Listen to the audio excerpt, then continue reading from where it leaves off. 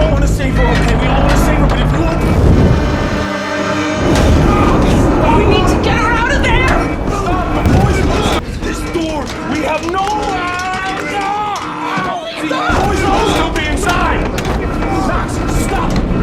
Silo, Season 3, Episode 6. And in less than a week, everything the last 5 episodes have been building toward is about to collide. The next chapter is called The Drive, and it is already being described as the moment where the past and the present finally stop running in parallel and start crashing into each other. 54 minutes long. The longest episode of the season so far. And once you understand what that runtime is hiding, you will realize why this could be the most important hour of television Silo has ever produced. Here is what we know for certain, and what it could mean for everyone still standing inside Silo 18, and for 2 people who lived and breathed centuries before that silo was ever built. Daniel and Helen receive a surprising proposition. Billings and Hank stumble onto a new mystery. 6 words. 2 sentences. And yet those 2 sentences might be the most loaded description Apple has ever released for this show. Because if you have been paying attention to every silence, every hesitation, every look shared between characters who are not supposed to know more than they let on, you already know that nothing in this world is ever surprising by accident. Let's start where the last episode left us, because The Drive cannot be understood without it. Episode 5, Memory, finally gave Juliet Nichols her past back. After an entire season of watching her stumble through Silo 18 with pieces of herself missing, drugged and manipulated by a regime desperate to control what she remembered, Juliet finally caught up. She learned what happened while she was unconscious.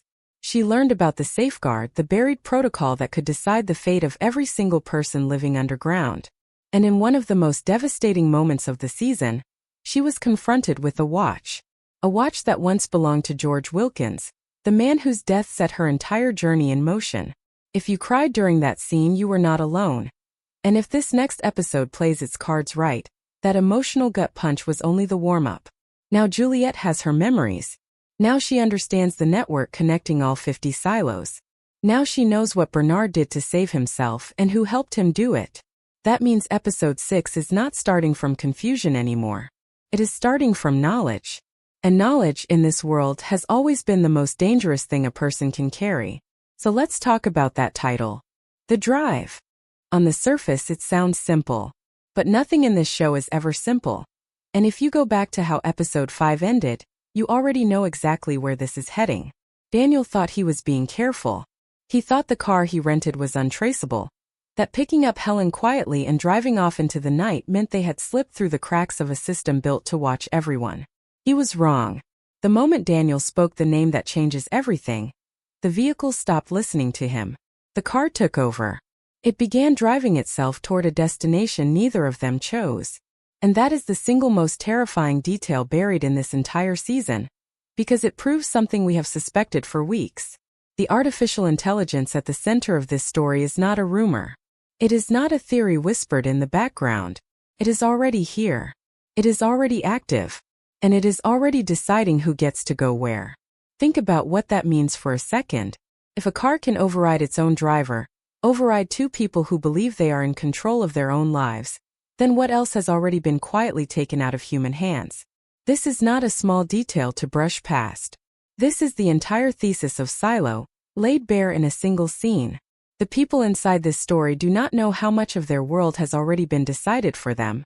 And after this episode, neither will we, not really, because once you see how far this reaches, you will start questioning everything that came before it.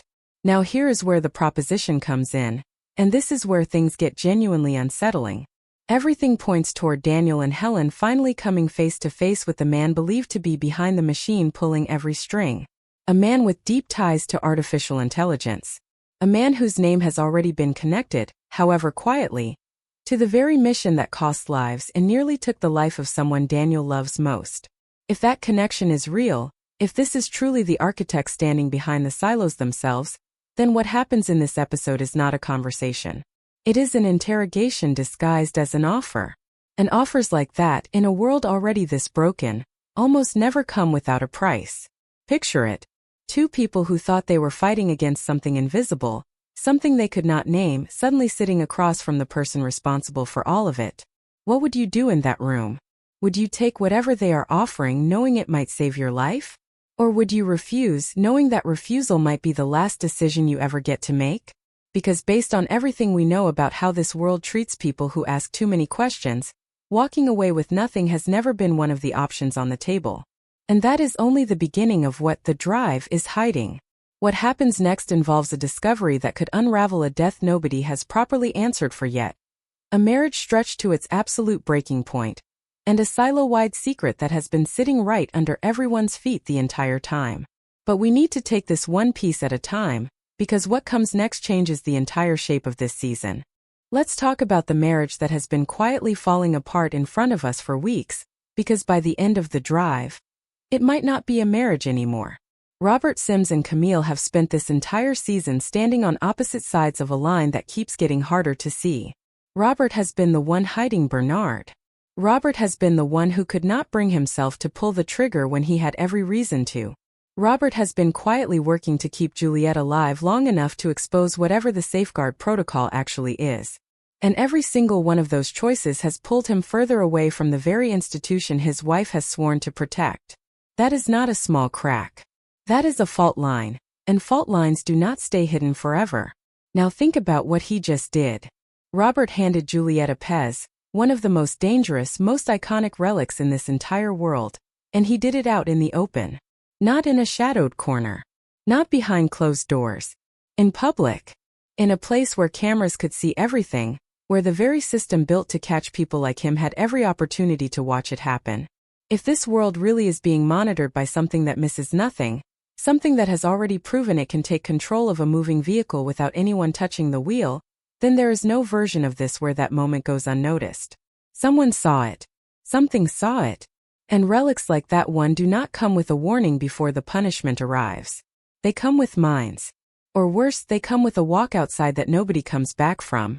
Here is why this matters so much right now. This season has not shown us a major death yet. Not one. And that silence has been sitting there the entire time waiting, because a show built on the idea that nobody is safe cannot keep everyone standing forever. Robert Sims has spent this entire year giving away every piece of the man he used to be. His loyalty. His silence. His willingness to look the other way for the woman who set this entire rebellion in motion.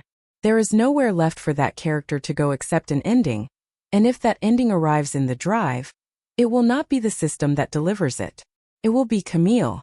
Imagine being asked to choose between protecting 10,000 people you have sworn your life to, and protecting the one person you have loved longer than anyone else in this world.